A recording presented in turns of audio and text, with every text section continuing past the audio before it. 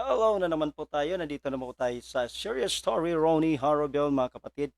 Anyway, mayroon po tayong pag-usapan. Kaninang, kung nakapanood po kayo sa na kanina ng ating President Bongbong Marcos.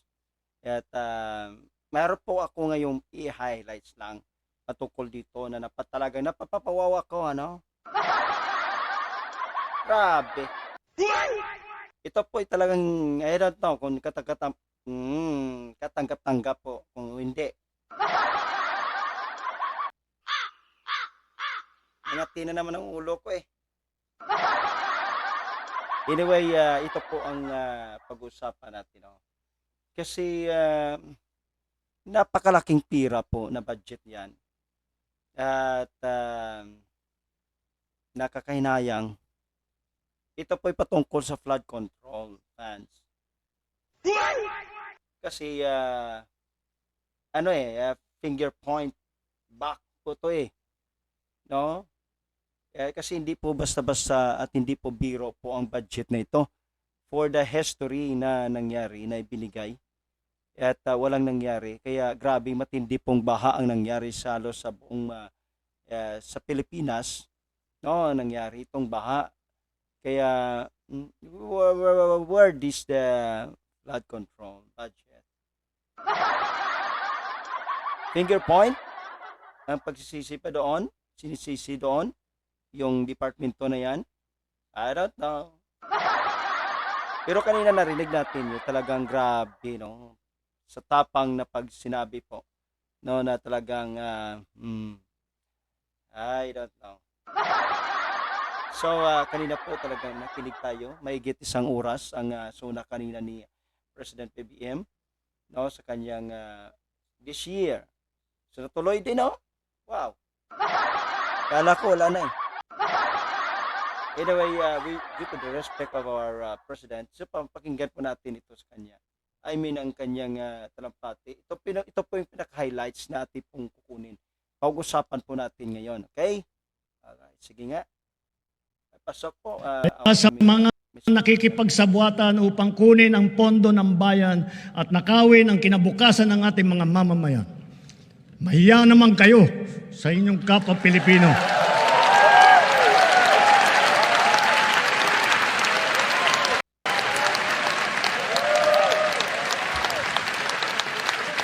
Mahiya naman kayo sa mga kabahayan na anod o nalubog sa mga pagbaha. Mahiya naman kayo, lalo sa mga anak natin na magmamana sa mga utang na ginawa ninyo nang binulsan nyo lang ang pera.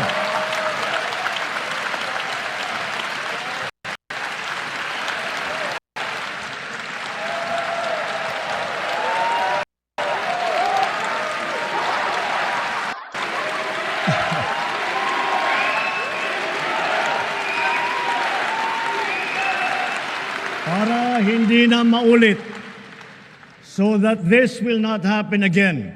First, the DPWH will immediately submit to me a list of all flood control projects from every region that were started or completed in the last 3 years. Wow, grabe. Mahiya naman kayo.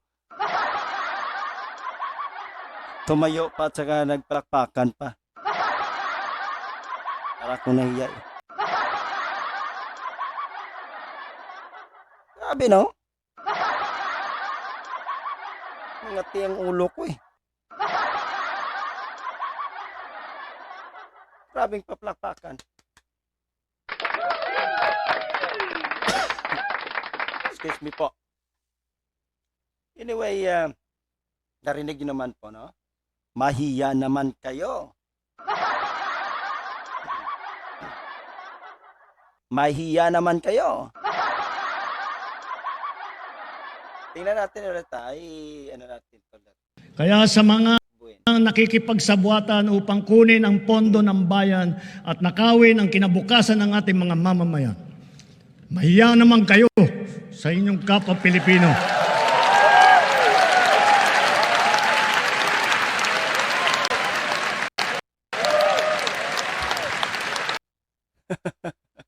May Tuloy natin. Mahiya naman kayo sa mga kabahayan nating naanod o nalubog sa mga pagbaha. Mahiya naman kayo lalo sa mga anak natin na magmamana sa mga utang na ginawa ninyo nang binulsan nyo lang ang pera. Sino kaya tinutumbok ng ating president? Parang nalito ako dito eh. Pero yung dulo, ito ang dulo.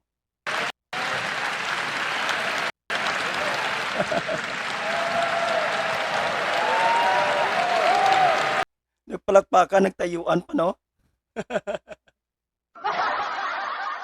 Naiya ko rin. Only the Philippines. Ay, nako. Only in the Philippines. Pointing finger back to him with his comrades. Ito ba, sa inyo ba, ano bang tingin niyo dito? Ha? Ano bang tingin niyo dito? Is na sa inyo po, sa opinion niyo po yon. Would be respect and everyone have a freedom of speech to express our opinion. Kung ano po talaga ito. No, ang laman ng sinabi po ng ating sasuna ng ating President BBM. Sino po ang kanyang tinutukoy? Ay talaga nagpapalakpakan po dito. Di ba? Tapos nakatayo na talagang tuwang-tuwa. Oh no. Play natin.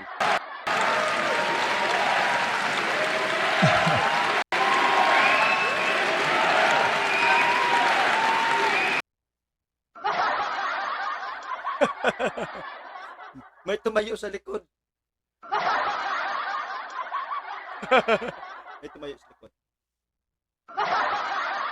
Tuloy natin.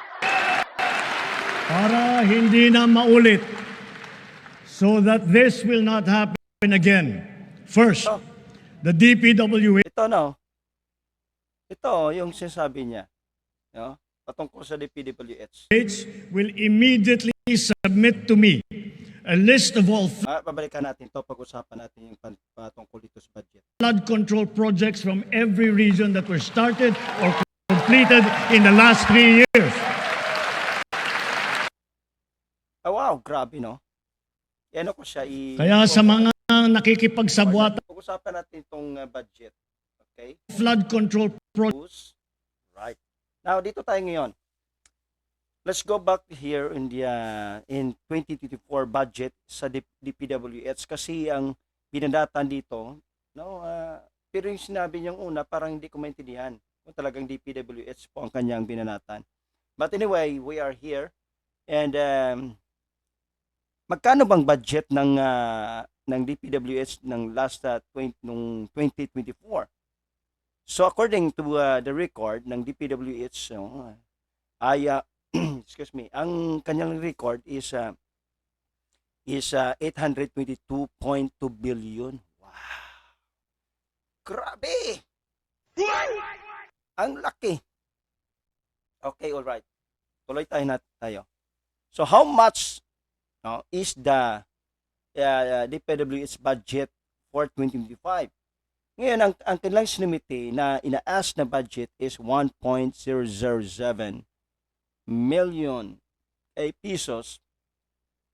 Okay? Million pesos. Ito po ang kanilang hinihiling. Ngayon, ang na-release lang according if you search, kung inyong titingnan ay naprobahan lamang ng ating President Bongbong Marcos is only pero malaki ito. Kung ang 2024 is 882.2 billion, ito naman is 914 billion. Grabe! Ang laki ng pira! 914 billion po yan. Research nyo po. Research nyo. You can research and you will found it that ganun talaga pala kalaki ang pera ng DPWH. Budget na pirmaan po ng ating President Bongbong Marcos para sa kanila. Ito kasi ang nakakalungkot No, ang nakakalungkot. Alam nyo kasi kung bakit? Ano ang departamento na pinaka-corrupt mula pa noon na binabanatan hanggang ngayon, di ba? Walang iba kundi ang DPWH. Grabe talagang corrupt dyan. Oo, totoo yun. Hindi yun biro. Kita mo kalsada, bagong gawa, bumungkalin. Oh, wala pang budget, bumungkalin para ipakita. Anong klase yan? Dito rin mayroon sa Bacolod, yung sinira na yung sa may sa wala namang problemang baha diyan sa may plaza ng Bacolod. Mayroon silang binakbak diyan sa gilid. Pinabayaan. Flood control eh. Yung flood control sa Silay, dito sa Silay, may isang city dito sa Negros. Kasi may church kami doon. Talagang salot ako sa mayor dyan sa Silay. Tapakan natin. Kasi nakita namin sa harap ng church yun eh. Along the way, no? Nandun talagang grabe yung kanal talaga. Yung panigurado na wala pong baha sa kanila. Wow, tapakan natin. So, yun po ang yung tama ngo. Dapat si President PBM i-control to. Sana nga wag sanang drawing. Para ako kasi na rin ako eh dahil sabi niya pagtanggalin niya mga kanyang mga pagkatapos wala naman pala. Yung mga kabinete niya, mga sekretary, drawing lagi. Anyway, I'm so sorry po. But kanila na yan po. Wala tayong magawa. That's part. So, kung ito ang tinutukoy ng ating President Bongbong Marcos ay lagot na kayo. Lagot na kayo DPWH. Grabe, 194,000 900 billion.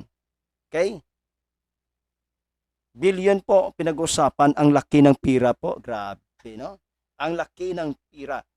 194,000. Kinainaya pa ng uwak yun eh. Alright, sige, ito na po ating pinag-usapan. Mahiya naman kayo. Oh, si President Bongbong Marcos na pong nagsabi, mahiya naman kayo, DPWH. Sana wala po siyang pinatamaang iba na ibang politiko. Pero mayroon pong sasona dyan na sabi niya talagang nangsisisa po sa nakaraang administrasyon. Tama na po yan, BBM. Magtrabaho ka. 3 years na lang po ang naiwan sa'yo. Magtrabaho po tayo. No? Pakiusap po. Tama na po yung pinaputsada niya pong impeachment. Magtrabaho po kayo dahil lahat po kayo dyan, no, ako'y nagbabayad ng taxes ko, marami pong nagbabayad ng taxes, may right po kaming magsalita dahil I am the part of this nagbabayad po ng taxes. Come on, please. Alright, dito na lang po. And again, this is your story. Ronnie Harville na sana po magiging alerto po tayo lahat lagi. Huwag po tayong one-sided. Okay? Don't be one-sided. Pero ang katotohanan ay patuloy po yung maghayag. Maliwanag pa yan sa buwan. Okay?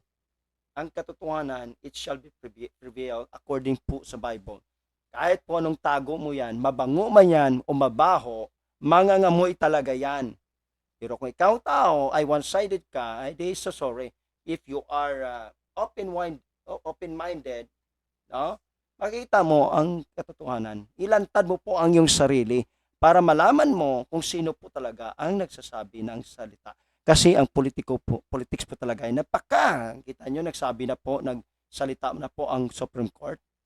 Nagsalita na. Talagang grabe po. Ganyan po talagang politika. Okay, again, this is your story, Ronnie Harabel. Kung hindi pa kayo nagpag-subscribe, please subscribe to my channel and click the notification bell para matunugan kayo sa bagong video ko po. At huwag kalimutan mag-comment. Okay, mag-like din po and share. Okay, alright?